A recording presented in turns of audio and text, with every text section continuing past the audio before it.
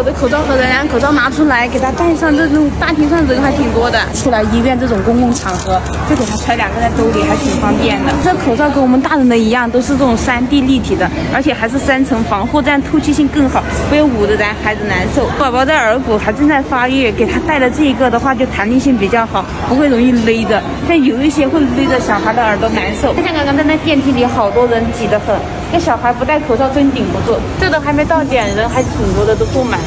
孩子戴着也不会抗拒，所以他全程没有扯的那种动作。来医院必须得戴，公共场合都得用得上，提早买在家里还挺方便的。